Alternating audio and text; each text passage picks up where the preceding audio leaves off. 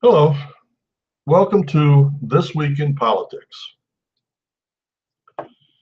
Well, if you read the intro to this, you will find that there was three topics I want to talk about this week.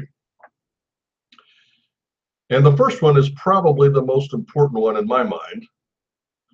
Um, it's Trump's second deal made with the Democrats. Now, if you remember, his first deal was to raise the debt limit and provide money for uh, the hurricane victims in Florida and Texas. And everybody got on board with that. And I said at the time it was shooting a shot across the bow of the Republicans to get in line and start helping me. That was last week. This week, he comes up and does a second deal with the Democrats. Now, right up front, I want to remind you that last week when they were talking about this, I said, every week that we are talking about something else, and as an example, the deal that Trump made with the Democrats last week and this week, or DACA, is another week we are not talking about tax reform and tax cuts. This is a second week. Nobody's talking about the tax cuts or tax reform. We talked this week about Trump's second deal with the Democrats, and it's about DACA. And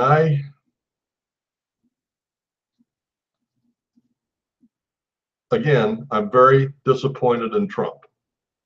The only redeeming quality that I can see is that it's not Hillary sitting in that chair. But the deal that Trump has made with the Democrats, it would appear, now I should back up and say, there's conflicting stories after this story broke. Trump had Schumer and Pelosi up to the White House for dinner. They sat around and talked about DACA. They came out of the dinner, it was like 11 at night, and Schumer and Pelosi say they've got a deal on DACA with Trump. Trump didn't know anything about it. Next morning says, we talked about it. We have some things in common, but no deal's been struck. But as the day wore on and Trump kept tweeting and doing all of that stuff, it looks like they are going to draft policy that says amnesty for DACA recipients. Now, the number everybody's floating around is 800,000 of these people, which I said last week was an infinitesimal amount compared to the population. However, when you factor in that the families are here, that each one of those DACA recipients probably has 5 to 10 family members that they brought over legally. So if we give 800,000, I mean, it could be as high as 3 or 4 million that are actually going to get complete and total amnesty.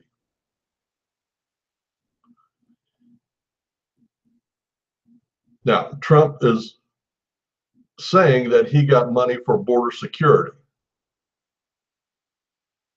Okay, experience has told me that whenever that phrase is used and Democrats are involved, it never ever happens. They'll spend the money, but they'll see that it gets spent on stuff that is not really border security. Now remember, Trump got elected, and his number one thing that he promised was build the wall. So when they asked him about it the next day, he said, we are repairing the current wall and making strides to doing that for border security. I don't remember his campaign promise being repair the wall or the fence. There's no wall down there. It's fencing, chain link fencing. I mean, I don't know what he's talking about repairing the fence. He led us to believe it would be a big and beautiful wall. That was his phraseology. I'm thinking Great Wall of China. I'm thinking I want to see a wall made out of brick and stone, and I want to be able to see it from satellite pictures in space, just like you can the Great Wall. And if it's not going to be that, at least make it a wall like the one that the Jerusalem has or Israel has. But chain link fencing is silliness. But he's trying to say that he got money for border security in this agreement, and he said to use drones, to use technology, and to repair the existing wall. None of that is what he promised. When he was asked directly about money for the wall, he said, we're not dealing with that now, we're going to deal with that later. Okay. Even if he believes that, that is not what he got elected for. He didn't get elected to give amnesty to the DACA kids. When he was on the stump, he said, I'm going to kick them out day one. That's what we want. But that's not what he's doing. Now he's giving them amnesty. And I said last week he flip-flopped, remember?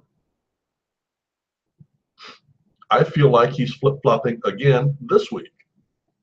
He's agreeing to amnesty, and he's doing it without getting money for the wall. And then when he's point blank asked about it, he says, we're not dealing with that now, we're going to deal with that later.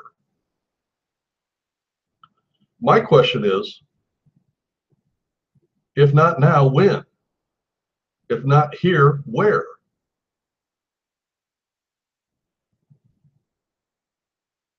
So I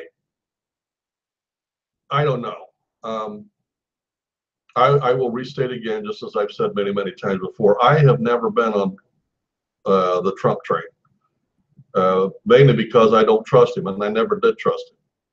I felt like he would throw his mother under the bus to get what he wants. And it feels like that here and now. And it has felt like that since he walked in the door. And just to remind people, this is like 8 months into his presidency. And when he first came in, I did a show, and when he was making all of his appointments. And I said at the time, I had no problem with any of his appointees except Reince Priebus. I felt like Reince was a swamp rat, and he is. And now you look around, they're all gone. He's surrounding himself with Democrats. The only Republican, original Republican, or any Republican that's around him right now is Kellyanne. And I mean,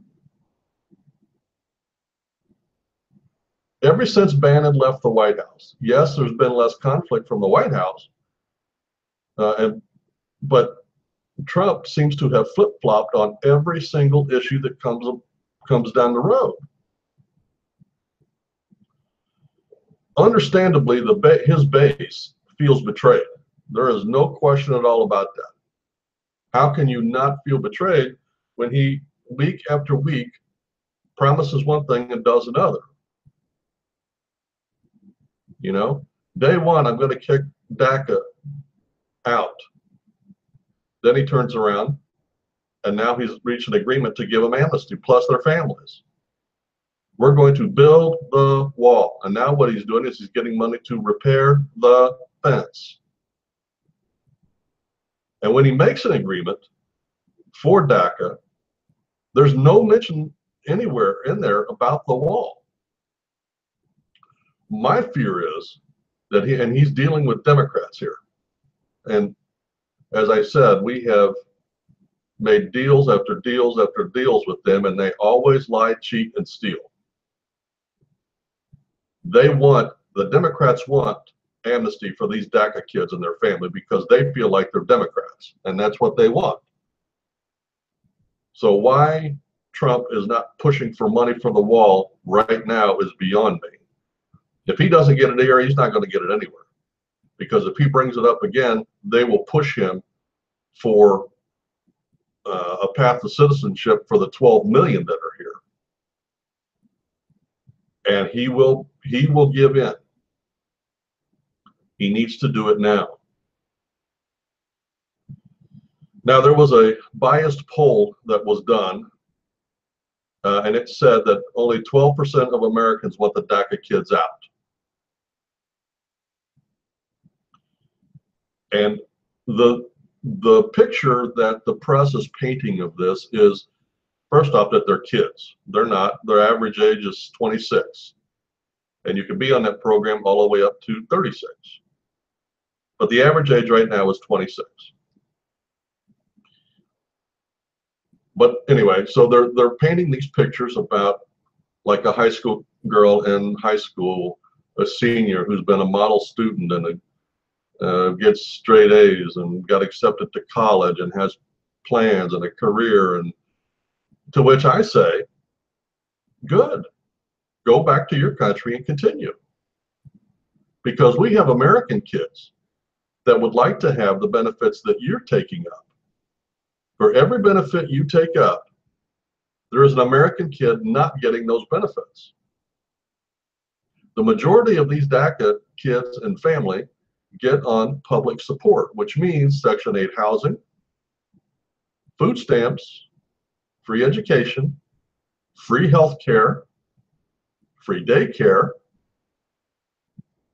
And by the way, here's a little known fact. If they are legal, they have immediate access to Small Business Administration loans, which they rarely pay back and are never pursued. If you've ever noticed when you drive down the highway, if you're a traveler and you stay at a lot of hotels or go to a lot of quickie marts, or and they are all owned by foreigners, that's why, because they take that Small Business Administration loan, they buy the property, and they live there, and they never ever pay that money back. And the government doesn't come after them. It's kind of a welcome to the USA. Well, you know what? There's American people that would like that. There are a limited number of Section 8 certificates available in any one area. And for every, and I don't know about where you are, but in this area, we had a waiting list a few years ago. It was 2 years, a 2-year waiting list to get a place to live. For every illegal immigrant that is on Section 8, or legal for that matter, that is on Section 8, there is an American that is waiting on a waiting list to get that Section 8 housing. Now, how is that remotely fair that we are displacing Americans and allowing legal or illegal immigrants to take up that spot? And yet it's true. I don't believe that poll is correct. I believe if you asked average Americans, do you want legal or illegal immigrants to be able to take up space and take away programs that Americans should have? They would say absolutely not. And if you said, do you want them deported? I believe well over half, probably 3/4 would say yes. That's why Trump was elected, to build the wall and keep the immigrants out of here. If your country cannot control your border, you're not a country. You're just a mass of land where people can come and go as they please.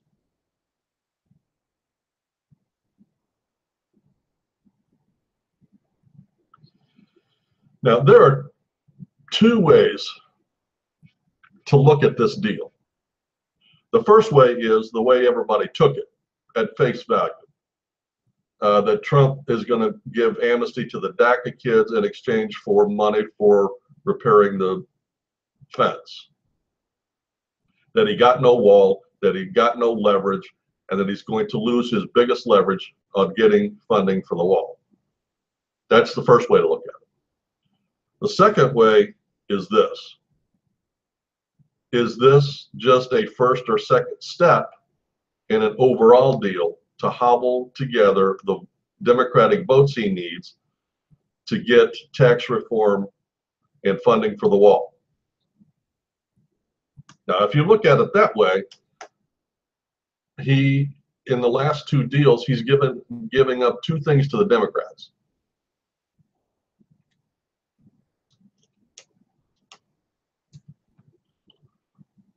The problem with that theory is this. Other Republicans have tried doing this with the Democrats and it never works. They always back out. And I mentioned this last week. I won't say now that it's a likely scenario, but it's a possible scenario. They stall. Elections come in 2018, next year. Democrats take over the House. Nancy Pelosi becomes Speaker of the House, and nothing gets done. Now it's all about what it is now. So if I'm a Democrat, and that's the game I'm playing, I'm going to get everything I can in my hands now and promise things for the future. And then when the future comes, break my promise. Trump thinks people, specifically Democrats, are going to play by some set of unwritten rules about right and wrong and good and bad and keeping your word and being a liar. I've never met a Democrat that thinks like that. It's all about get what you can now. I mean, look at the two deals they've made with Trump. They got things in their hands right up front, right here, right now. What did Trump get? He got nothing. He got some token money to repair a fence. In two deals, that's all he got.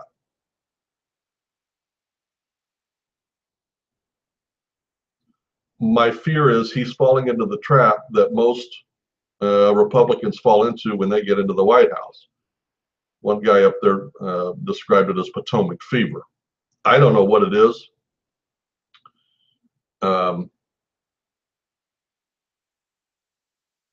You know, if that's the scenario that he's playing at, then we could be watching a deal maker in action.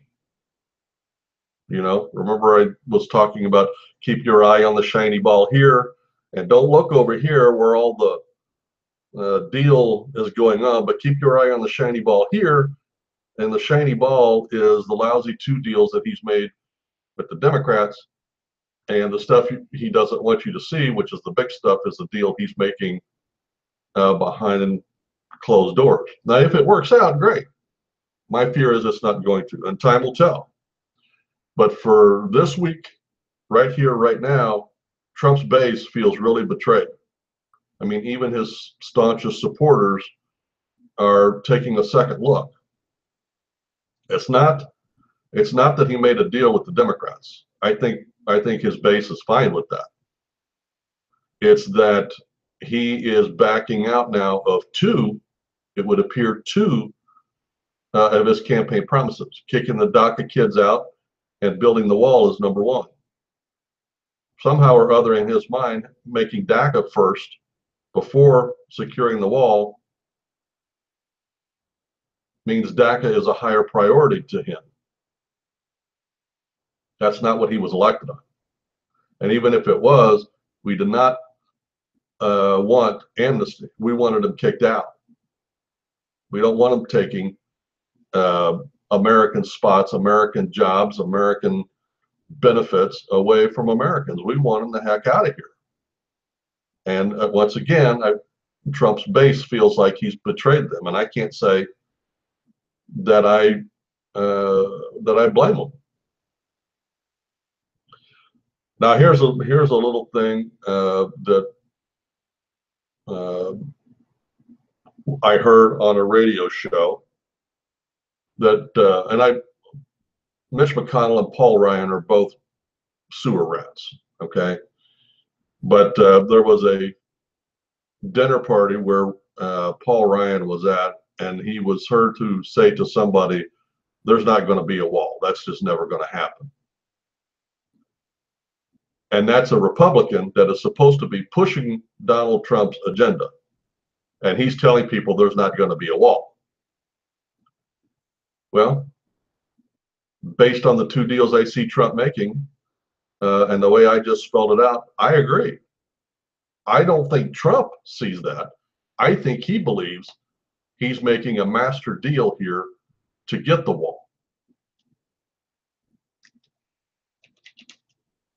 I just don't think he understands the degree of depravity that politicians are going to go to make that not happen. I hope I'm wrong, and I hope he's right. But as it stands right now, Trump's base definitely feels betrayed. Now, the next thing I want to talk about is something that this is not really a political headline, but it's something that I have noticed in the last, and it started probably back in the 80s or 90s when everything was, remember political correctness? And everything, you had to be politically correct. I have noticed that everything has somehow become all about politics. And I don't know when that happened, but I noticed it a long time ago. But let me give you an example. The most blatant one is one I talked about last week, the NFL. At what point did it become okay to politicize the NFL? And you say, well, how was the NFL politicized? Well, Kaepernick taking a knee. As I said last week, he may as well have had a T-shirt on that said Black Lives Matter. And he took a knee during the national anthem. How much more disrespectful can you possibly be? Now you think about the people that go to those football games. By the way, those tickets are not cheap. So anybody that goes to an NFL game plans on spending hundreds of dollars per person when they go. You got to buy the tickets, and that's hundreds right there, plus food, plus drinks, plus. So they're spending a ton of money to go to watch and be entertained by football, not to have some mollycoddled, overpaid athlete politicize the football game, because now you got to go and you got to deal with this. And especially people on TV. Remember the story last week where the NFL or the NFL and the TV stations are losing market share because people are tuning in.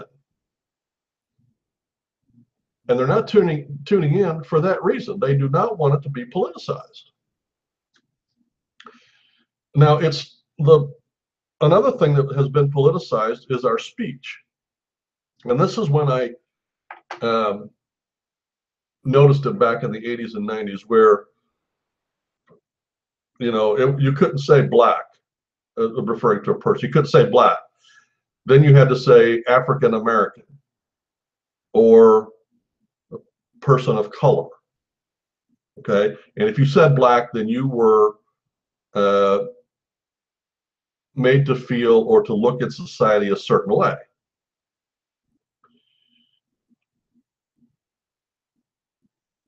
And I never really got that. Here's another example: social media. As we sit here in 2017, I cannot tell you the amount of scrutiny my shows come under. I've had shows that have been deleted and not been allowed to be shown on, and all I was doing was talking. That specific one I'm thinking about was about gay marriage, and the title of the show was "Marriage It Ain't," and they wouldn't let it go out. I couldn't get it on. Every time I tried to upload it, they just put walls around it. Nobody could see it. And now Facebook and Google are both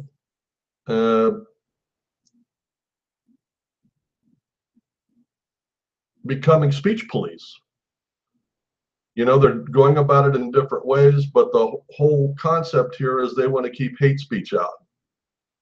At what point did it become anybody's job to worry about if I offend somebody or not? We have free speech here. It's not free speech based on your interpretation of whether I hurt your feelings or not. That's not what free speech is about. Free speech is I can say anything I want, whether I hurt your feelings or not. And for somehow, the politicians and social media have convinced enough people that they need to be the speech police. And I'll tell you to what extreme it's gone to. I don't know about Google, but I know about Facebook. Zuckerberg, who, by the way, is an ultra left-wing socialist, he didn't have the cojones to say, I'm going to decide. So what he did is he went out and he got, and it may have increased, but originally it was 3 organizations to monitor things on Facebook. And they were given the power to do certain things depending on what it was. Now, the 3 organizations he picked, and I don't want to get caught up in the details because the details aren't what matters. I'm telling you this so that you know to what extreme it's gone to. All 3 organizations were ultra left-wing organizations. If you belong to a left-wing organization, what do you think they are going to consider hate speech? Anything that the right wing says, right? So right from the get-go, anything that a right-winger says, anything that a evangelical says, and anything that any Christian says is immediately going to be looked at as hate speech. Again, my question is not about the details, not about the organization, not about hate speech. Hate speech. My question is, at what point did it become anybody's business about me hurting your feelings? I mean, for those of us that are over 50, that was part of growing up. You learned how to deal with it, and that was part of growing up. And somehow or another, snowflakes today, the country and the snowflakes think somehow that it's everybody else's responsibility to create a safe space so that nobody gets their feelings hurt, nobody says anything offensive, and yet when you look at the people that are making these decisions, all they are doing is controlling the narrative. Let me paint you a scenario. Let's say that Mark Zuckerberg wants to run for president in 2020. Okay? Let's just assume that. And he's an ultra left winger. He's got a lot of money, and he runs the largest social media in the country. We're good so far, right? What would you do to help yourself become president if you were Mark Zuckerberg? Well, you would use whatever assets you had to help you get there. He's going to use his money, for sure, just like Trump did. And he's going to use the biggest asset he's got, Facebook. So how do you control Facebook to get out your narrative and to minimize the opposing side's narrative without making it look political? Now here's how you do it. You do it right after the election of 2016, so that by the time the next election comes here, nobody puts 2 and 2 together. I thought it was, and I did a show on this at the time. It was no coincidence that up until the election of 2016, Zuckerberg said that really isn't our responsibility to do that. And then lo and behold, the Democrats lost, and out of the blue, right after the election, Zuckerberg says, okay, we're going to have to control hate speech. Again, what I said earlier, I've never seen a liberal Democrat that does what they say. They all want to change day to day, depending on what works for them. It appears to me that Zuckerberg's going to run for president. If not 2020, then 2024. And he's building a base right now on his social website by enhancing the left wing and keeping the right wing at bay and controlling the number of people that see them. I'll tell you something else that I noticed. I have been advertising on Facebook for, I don't know, several years, 3 years, I think. And I would do the same amount every week. And I noticed about a year ago, about the same time that this whole thing started with Zuckerberg and Facebook, I noticed that I was paying the same amount. I was getting half the number of clicks, half. Now, the program is called The Right Wing Reverend. We talk about social issues and we talk about Jesus. Half of the clicks with the same amount of money. I've heard many stories on Facebook about people that evangelicals that are getting blocked, getting less clicks, having their programs pulled, having their whole page shut down for a week at a time. I had my page shut down for a day for no reason. And when I checked on it, they gave me no explanation. They gave me a paragraph that said basically nothing. So this is how the left is using the politicization of speech. We are supposed to have free speech in social media, and we do not. Do not kid yourself. We do not. It's not as bad as France. I tried to do some videos over in France, and while in the process of uploading, if your title, if your verbiage, if anything, your description mentions anything remotely about Jesus, anything about politics, whether it's right or left, and I tested it. They don't want any politics at all, no religion at all, and they will not allow it. You can't even get it uploaded. So it's not as bad as France, but we're getting there.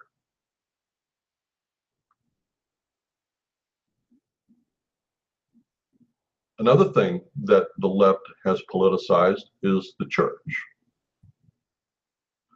Now, Obama did this, and I have done the research, and the program I did at the time said that it was illegal. It's not. I was mistaken. And here's what happened. If you are a church, okay, the IRS laws say churches are exempt from paying taxes, okay? However, if a church voluntarily puts themselves under the federal government by seeking a 501c3 tax exempt certificate, now they are under the government. Now, the only reason you need that certificate is so when you make purchases, you don't have to pay state taxes and federal taxes on your purchases. And that's a good thing. I mean, that's a good benefit to have. But what you're giving up is your freedom. Because Obama sent the letters, specifically 2012. I'm pretty sure he did it in 08, but I know he did it in 12 because the church I went to got one, and one of the churches that I watch online got one, and they talked about it. They talked about the letter. And what the letter said was, if you talk about anything about politics from the pulpit, if you recommend any one person over another, we will pull your 501c3 certificate. And that is legal. It's wrong. It's politicizing the church. That whole thing is wrong. But the Democrats have done that to control the narrative. And somehow or other, they have convinced these churches that they need to get that 501c3. And I'll tell you a story. our little Bible study group, the goal that I have set for us when we started was we wanted to operate like a New Testament church, where you met in somebody's house, which we don't, we meet at a church. But wherever you meet, we pray together, we eat together, we praise together, we learn together. That's what a New Testament church was. And that's how I wanted to operate. So, no, we didn't make any money. We had some donations and people donated, but we're talking pennies. But people convinced me that, hey, if you go get a 501c3, then people can make tax deductible donations to your church or to your New Testament church. And I thought, well, that's a great idea. I'll go do that. So I went and did the research. And when the push came to shove, the Holy Spirit kept telling me, no, don't do that. Don't do that. That happened twice. And now I know why.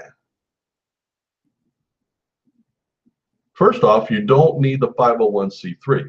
Anybody can donate to a church. And if the church writes out a receipt that says, received a $500 donation from Mr. Jones to New Testament Church, in that receipt, that is tax deductible. Without question, you do not need a 501c3. Another thing that I learned when I was doing the research on the 501c3 is you don't have to pay taxes, but you have to fill out informational taxes to the IRS. I want you to think about that for a minute.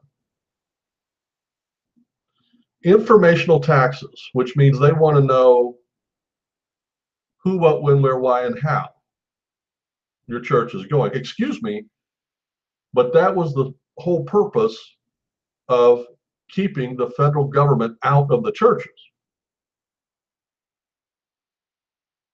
Separating them was not about keeping the church out of the government, because most of the founding fathers were all Christian. That was set up to keep the federal government out of the churches. And now, if you want to get a 501c3, you have to fill out informational taxes. If nothing else, you have to give them your name, the day that you meet, and the address at which you're meeting. And that's just standard. My question is, what business is it of yours? It's our church. But think about that. Just the fact that they have that information gives them the ability to come knocking on your door one day. And then whatever information is on the informational taxes, I'm assuming it's financial information. How much did you make? How much did you take in? Again, that is nobody's business, especially the government. They are intruding in there, and they're using this paper tiger called the 501c3. I don't need that, and neither does the churches in this country. And the sooner we realize that and kick the federal government the heck out of our business and our churches, the better for us. But the Democrats have managed to politicize even our church. That was the beginning of the end for England when they did that. That's why immigrants came here, to get away from the government controlling the churches. And in England, the government still controls the main church over there.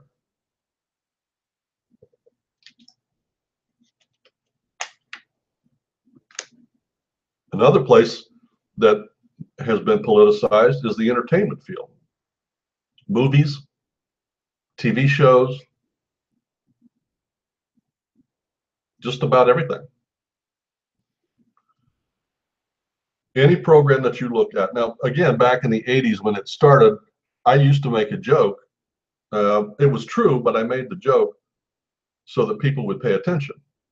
Back then, any TV show you watched, if there was a priest involved, he was the villain.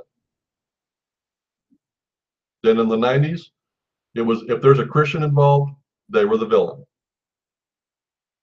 Now today, if you're a white male, you're dumb, you get walked on by kids, and it's okay to bash white straight men. That's where we've gotten. But you try bashing a white gay male and the whole world falls down. You try to turn down baking a cake for a gay couple, and it goes to the Supreme Court, you lose, and you lose your business. The entertainment field has become so politicized, it's not even funny. And that's not a recent thing. That started way back in the McCarthy era. Remember the Better Red Than Dead, or Better Dead Than Red, where he was going through the entertainment business trying to root out the communists. It was true back then, and it's still true today, only it's more true, it's blatant, and it's obvious. A lot of the multinationals have become politicized also.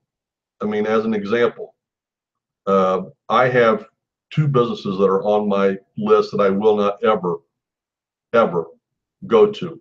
And I mention them every opportunity I can. Disney and McDonald's. They are both pro-gay, anti-family, and both of, well, Disney specifically promotes actively the sexualization of children. They are evil multinationals that are all about politics. And we as Christians should have nothing to do with them. But they have become politicized.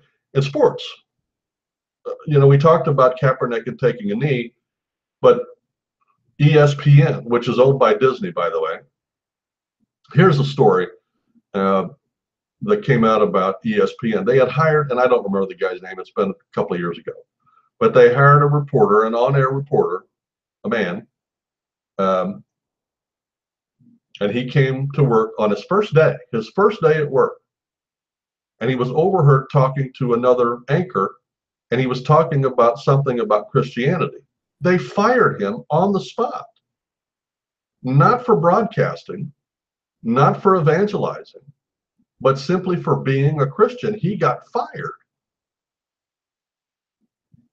How is that remotely right?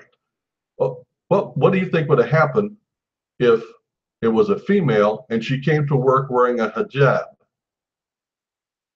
Do you think they would have fired her? No. They'd have put her right up front and center and glorified diversity.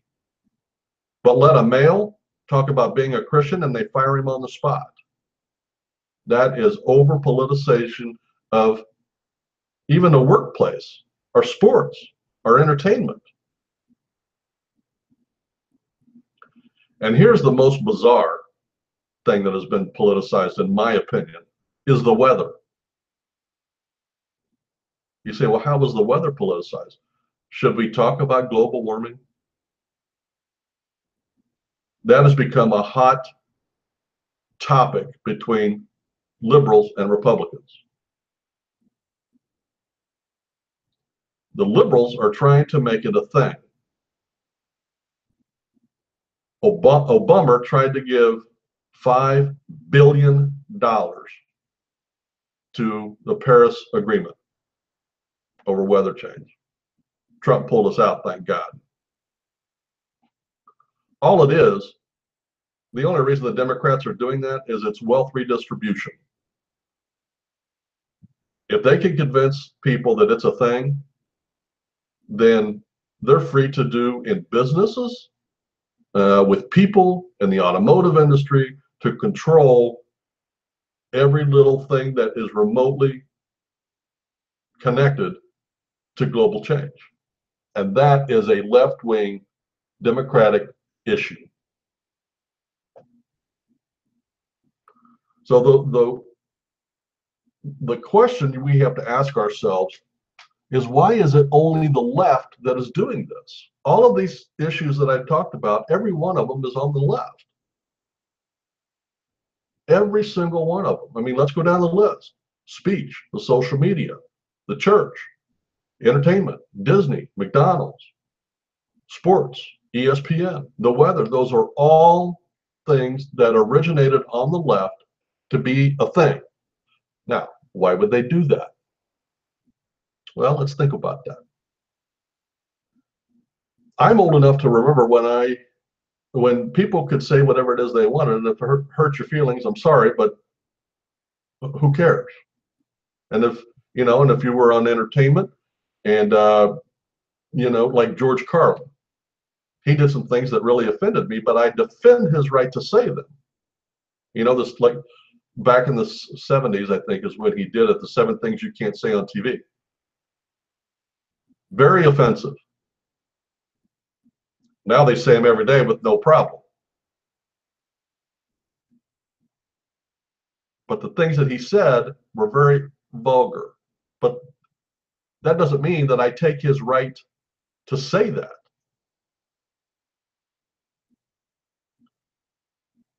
If I offend you, then you have the right to turn the channel. But you should, the company that controls the content should not have the responsibility or the privilege of pulling and making the decision of what is right. That gives them power. And that's what the whole thing is about. It's about power and control. If they can convince the whole world that they need to have hate speech controlled, that gives them carte blanche to do whatever it is they want. Because then they are in control of saying what is hate speech. You didn't see that when Facebook set up those 3 companies. Here's some companies that were not on that list to determine what hate speech is. Breitbart, Judicial Watch. These are right-leaning organizations. Why weren't they there? Because then that would be giving power to the Republicans. They want to have the appearance of being neutral. Zuckerberg, you big weenie, you're not neutral. And any attempt on your part to make it look that way is disingenuous and just creepy. But they do it for power. They do it for control. And eventually in society, when that becomes the norm, we become what I call sheeple. Not people, sheeple. We're going to allow ourselves to be led wherever these people that are in control think we need to go, instead of standing up and saying no. These left-wingers are going to take over this country without firing a shot, by controlling our thought process, our speech process, and our logical thinking process. The fact that Zuckerberg has been able to get away with this with Facebook, and nobody's taken him to court, nobody has cried foul, and it goes on, is unbelievable to me. That's wrong. That is a violation of freedom of speech. Now you can call it hate speech all you want, but who's to decide what hate speech is? Me? You? Certainly this is Zuckerberg and the 3 left-wing companies that he's got to monitor who died and gave them the right to do that. That's wrong. That's controlling our speech. That is un-American. That is unconstitutional, and that is wrong. But that's why they do it. Okay, the next thing I want to talk about was, now this is kind of funny, and it's Hillary Clinton started her book tour, or mostly is everybody's making fun of. The name of the book is What Happened. Now, supposedly, it was going to be a tell-all book about why she lost the election to Donald Trump. That's not what it turned out to be. It turned out to be a blame game, which is typical for Clintons. They all do that. She had no personal accountability anywhere in that book. I mean, she gives the token, you know, I accept responsibility for, and then she turns right around and says, but if this hadn't happened, then I would have won. And the list is long. There were many people that she blamed in that book. And the thing is, she never blamed herself. And if it wasn't good enough that she did it in writing in a book, on her tour, she's doing all the liberal talk show hosts. And she's saying it right out loud in front of God and everybody. And it just sounds like a little kid when they get caught with their hand in the cookie jar, blaming everybody else but themselves of why they got a cookie. There was no personal accountability. Here's some of the people she blamed. She blamed the collusion with the Russians. She blamed FBI Director Comey for the email scandal, which is hilarious because the whole reason that the email scandal happened is because Hillary made a bad decision and then tried to cover it up. She made the bad decision by getting a personal server, which means none of her emails were traceable. Then, when things broke and they summoned them back, she tried to destroy them. And then they found them. This is all her doing. And she's blaming Comey. You know, that would be like somebody committing suicide and then taking the gun maker to court saying it was their fault. That's the dumbest logic I've ever heard. And yet she believes this. She blames sexism. Because she has a vagina, she thinks that men didn't vote for her. I got news for you, Hillary. That's not the reason why people didn't vote for you. They didn't vote for you because they don't like you and they don't trust you. And you are a worthless human being. That's why they didn't vote for you. She blames Obama because he didn't get on board soon enough and help enough. I have been alive and conscious about politics since before Jimmy Carter, okay?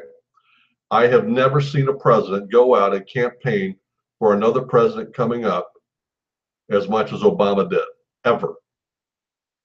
When the first Bush ran, he was vice president under Reagan and he ran for president. Reagan did not go out and campaign for him. And he gave a perfunctory endorsement. That was the way politics was done. Because what was thought to be most important is what the American public wanted, not what the outgoing president wanted. The Democrats have taken that to a new level. What they care about is his legacy, as they call it. So anything that he had to do, he's justified in trying to keep Obamacare alive. So he went out and he really pushed. She blamed Bernie for not getting out of the race soon enough. Excuse me, Hillary, but once again, you're missing the point. You had the delegates locked up by the time Bernie got in. You had the way the Democrats do it is they have delegates and super delegates, and they, once committed, don't change. She got them all locked up pretty much before the campaign even started. So when Bernie got in, he was not going to win. What she was worried about in the general election was that if Bernie stayed in too long, some of them might, the regular delegates, might flee based on his popularity. And I have to be honest. And I say this as a right winger, okay? If Bernie had won the Democratic nominee, Bernie would be our president. And that bothers me. He is a socialist. And he espouses socialist ideas. But he would have won. And that's why Hillary got upset. Because the Bernie voters did not show up to vote for Hillary. I don't think they voted for Trump, but they did not come out en masse like they did for Bernie and vote for her. And that's what she's upset about. Never mind the fact that she had the delegates locked up. Never mind the fact that her and the Democratic National Committee rigged primaries. And we know this to be a fact, by the way. Again, another scandal that nobody's investigating with the Clintons or the DNC, but we know for a fact that they had those primaries rigged so that Hillary would win and he would lose. Never mind the facts, let's blame Bernie. Then she blames Trump. She says he's a misogynist and he hates women, and there was one place in the book where she describes during one of the debates where he was hovering and invading her space, and she called him, in the book, she called him a creep. And take out the names, it sounds like she's describing her husband, Bill Clinton. He's the creep. He's a misogynist. He's the one that hovers. He's the one that invades those girls' spaces. She was describing Bill, and instead of saying Bill, put in the word Trump. Never mind the fact that your husband is exactly the same way. Let's blame Trump and let your husband off the hook. Dumbest logic I've ever heard. Then she blamed the phony scandals. Now, we covered the email when there were so many scandals. I mean, this is why people don't trust her. I mean, there was the email scandal, which is still not solved, which is still not being investigated. And it's been several years. They're going to keep horsing around to where statute of limitations, whatever it is going to be gone, and nothing will happen. Then there was the pay for play scandal with the Clinton Foundation. The facts are as obvious as the day is long. If Trump had done that, he'd be in jail right now. But because it's the Clintons and because of who they are, nothing's going to happen. Nobody's being investigated. And I right after she lost, I mean, here's perfect proof that it was pay for play. Right after she lost the presidency, they closed up the Clinton Foundation because the money dried up. There was no money coming in. That's not a coincidence. If it was a true charity, a true foundation, the money would still be coming in. They'd have to be around fundraising. Bill would be out making speeches, but that's not what was going on. And you can follow the money. It's as obvious, but nothing's going to happen.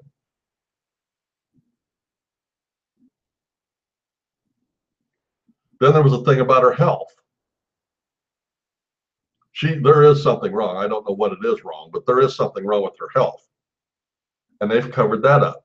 And they probably won't know until after she dies. So many scandals. Every time you turn around, there's a scandal with Clinton, and they lie through their teeth. Just in the email scandals, we know for a fact that she's lied a half a dozen times to the Senate. And whenever she testified, they never put her under oath. So now and that was no accident. They need to put her under oath and get her back in there. Then there was Benghazi. That whole thing was a lie. That whole thing was a cover-up. And she was to blame. There's no doubt about that. If you listen to the testimony that was given in the hearings, there's no question that she was in charge and she made bad choices, and 3 people died because of her. One more scandal. There's every time you turn around with the Clintons, there's a scandal. And how they are walking around, the swamp rats is protecting them, is what it is. All right. So this week, in our section called Current Events, what we do is we go through and we pick out events, because there are times, when you think back, oh yeah, I remember the Reagan Revolution, and I remember when he had that meeting with Tip O'Neill. I wonder what else was happening. What timeline was that? So I decided that at the back end of this program, we would pull out some current events that are happening and talk about them a little bit, so that when we go back, we'll have it chronicled. We'll be able to say, oh yeah, I remember that. And there's a bunch of them. I'm probably not going to be able to get to all of them. This one just irritates me. I may do a whole show on this. The headline reads, "The Ninth Circuit Resistance." Okay. The Ninth Circus Court of Appeals, which covers California and all the lefties out there, okay? It's the most overturned circuit in the country. The amount of overturned cases compared to the rest of them, I think last I heard was 3 to 1. And here's why. They're all left-wing judges, and they all try to legislate from the bench. We think judges are supposed to determine right and wrong, right? The Constitution is set up so that the legislatures legislate, the executive enforces, the judges determine legality, right? Let me read you the first paragraph here. Some federal judges have joined the resistance to President Trump, but the Supreme Court doesn't seem happy about it. See the court's pithy rebuke Monday to the Ninth Circuit Court of Appeals, which last week defied a Supreme Court decision on the Trump travel ban. In June, the High Court allowed most of Mr. Trump's executive order temporarily suspending refugee admissions and visas for travelers from 6 countries.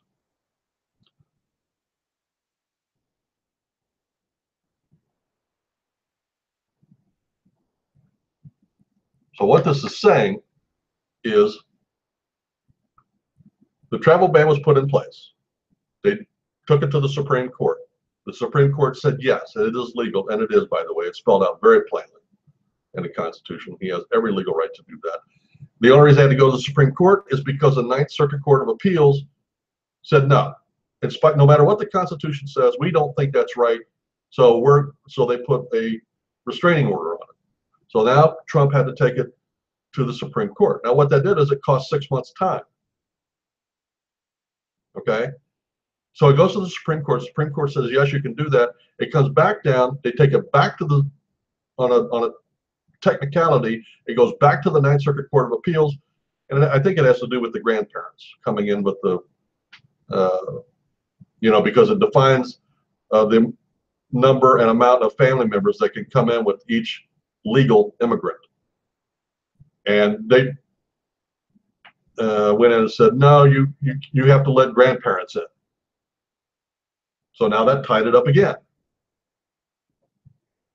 My issue with this is no judge, local, state, regional, federal, supreme, no judge should be allowed to do that. The judges should do what the Constitution says. You get a problem in front of you, you compare it to what the Constitution says, and you make a ruling, period. You don't get to decide. If you want to decide legislation, go run for Congress or Senate and be a senator. I find that very offensive.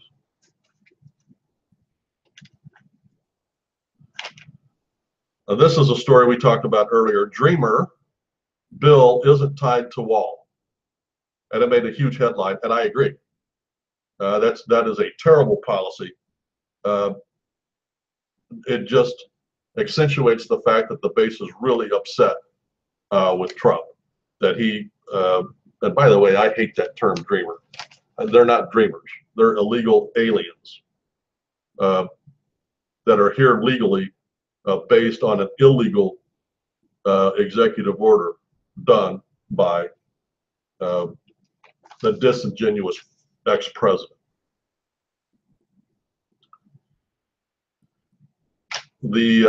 Another one was, I don't want to do that one. That's a little too much. Now there's a lot of this going on.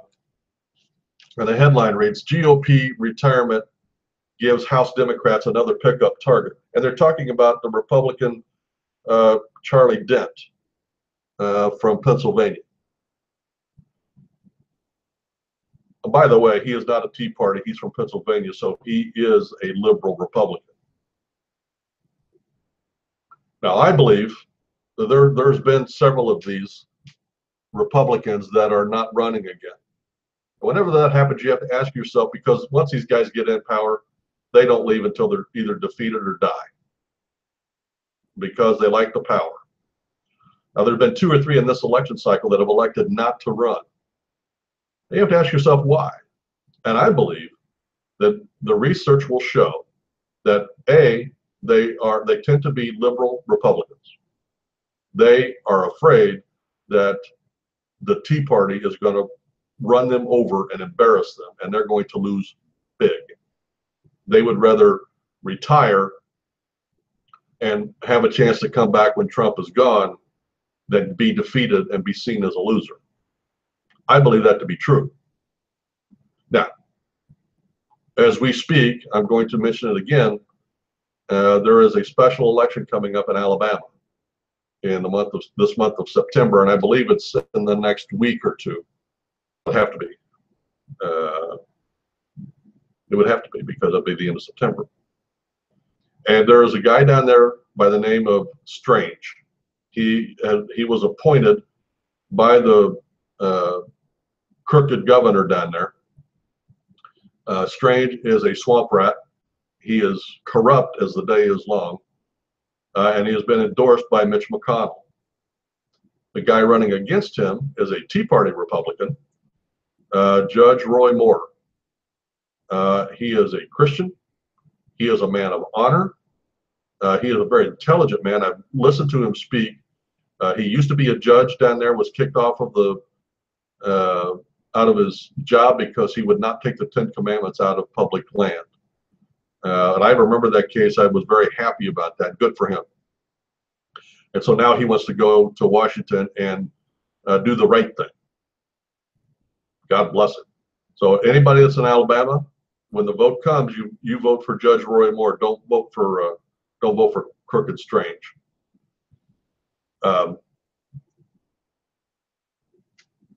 He's a Tea Party Republican, and just by doing this, it's only 1 vote, but it's a 2-vote switch when you vote. Because if you have, so let's say you have 5 votes, okay, on the Democrats and 5 votes on the Republican. If Strange loses, they're going to lose 1 vote for the liberals, but they're going to gain 1 vote over here. So it'll be 6-4. That's a 2-vote swing by electing 1 person. That's why each one of these races coming up in 2018, where the liberal Republicans are, the Tea Party needs to target about 10 of those. And they need to put in a Tea Party Republican and then back them to the hilt. Because the elections for the Republicans will be won or lost in the primaries, not in the general election. There are certain places where we know a Republican will win, like in Alabama. We know a Republican's going to win. The question is it going to be a Tea Party Republican, or is it going to be a swamp rat Republican? And in this instance, Judge Roy Moore will be the Tea Party Republican. And that's where we need to concentrate. If we know that it's going to be a Republican that has won there, then we need to go in and root out the liberals, like out in Arizona. There are 2 Republicans out there that we have got to get rid of, McCain and Flake. Alaska is a Republican state. Sarah Palin was governor in Alaska. The guy that won the governorship up there is a native up there, and he kind of tiptoed around the line, so he pulled enough votes from the Republicans to win. But Alaska is a Republican state. If we get up there and get her, there's a liberal Republican senator up there, and she is standing in the way of the Trump agenda. If the Tea Party will go up there and pick a Tea Party Republican and get Sarah Palin to go out there and stump for her, we can turn that vote. So that's what's going on with that.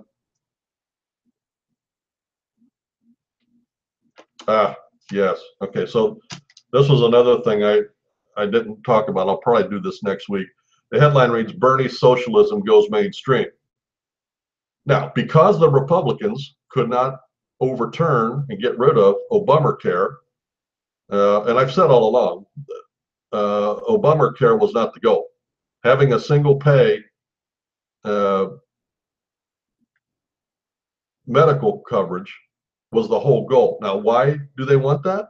Because the medical industry in this country comprises about 30% of our total economy. 30%. Now, I want you to think about that for a second. When you include the military complex, the government complexes that are around the country, and then you're going to add 30% of the economy to the control of the government, what else is there for them to control? That's already 50%. That's the goal. They want to be able to control and have all of that money and all of that power and all of that control, and they're going to disguise it by calling it single pay. Well, what I think Bernie called it Medicare for everyone. Because, and the reason he did that is, Medicare is acceptable. Everybody knows and agrees with Medicare. So if you can say, okay, we'll just make it Medicare for everyone. What he's not saying is that that is a complete nonviolent takeover of our economy. And the Democrats are online with that. And this is the week that was made public and that they came out. And believe it or not, there is a lot of people that are standing with that. That's socialism. Well, let me see what the other two are here. Oh, all right. So I told you about the story in Venezuela about the government going to be turned over. Trump put on restraints on the leaders down there so they couldn't get their money. So the very next week, the headline reads, Venezuela stops oil payments in dollars. They can't get to their dollars, so they can't pay for anything. And they can't deposit dollars because they can't get to their money. So now when they sell oil, I don't remember, it's probably going to be in the yuan, the Chinese dollar. So now they can do banking wherever the Chinese are. That's a sign. But the bad news is that's giving China more power, more access on this continent. And they're going to be happy to do that. But there's still billions here in dollars that Venezuela can't get to. And they're not going to be able to buy the things that they want. And they're not going to have access down to the rest of the world still pays and does business in petrodollars. This is the first step of that, us coming off of that and going back onto the gold standard. And if that happens, we're in trouble, because under the Democrats, they sold off a vast majority of our gold reserves to China. And I believe that was under Clinton, actually, which is ironic because it was Hillary Clinton that also sold off a third of our enriched uranium to the Russians for money. So now the last one I want to mention, I'm not going to do a lot on this because I think I'm going to do a program on this one. The name, Facebook stresses brand safety in video advertising. And what they're talking about here, let me just read this so you can understand what is being talked about. As Facebook ramps up its new in-stream video advertising, they kicked off a new program on Facebook where they're going to make it like a TV station where everybody has their own station. The social media company is attempting to avoid branding headaches that have plagued rivals such as YouTube in recent months. Let me tell you the main issue I had with this. Facebook is willing to spend billions of dollars to make this thing work. It's called Watch, by the way. And there's one program that I follow that is on there. But here's the interesting thing. Out of all of the thousands of programs, and they, again, here's an example of them controlling the agenda. You don't get to decide to be on Watch. Facebook gets to decide. And the people that are on watch are getting promoted. These are the ones that the advertisers are going to pay money for. These are the ones where Facebook is going to have yet more control over the content being put out there. Okay? They decide what programs go on. Out of all of the thousands of programs, there's only two that are about politics. Newt Gingrich is one, and Deep Six, the deep state, is the other one, which both are right-wingers. Deep Six, the deep state, though, is not quite, he tries to be a little bit more towards the center. The problem I have is it's all about control, it's all about controlling the narrative, and they're using phony details again about brand safety and video advertising. It has nothing at all to do with that. The whole reason he's setting up the channel, the whole reason he's setting up billions of dollars to make it work, the whole reason he's controlling the narrative is because he has a goal. And his goal is to run for public office. And to do that, he needs to shut the right up, he needs to shut the evangelicals up, and he needs to give the liberals a platform to control the narrative when it comes time. Well, that pretty much sums up everything I wanted to talk about this week. I hope you enjoyed the program. If you do, I hope you will share it. And also, as we close up, I want to say that this program and all the other programs that we do are produced by Prayer Box Ministry. Go over and check out the website at www.prayerboxministry.org. There's lots you can do over there. You can have somebody read the Bible to you. You can join a prayer group. You can watch videos. We got all kinds of videos over there. We got all kinds of audio shows, 4 years worth actually, that are streaming over there. So go over there. It was designed to be an interactive website. So there's lots to do over there. You could go there every day and not be bored. So anyway, that's all for this week in politics.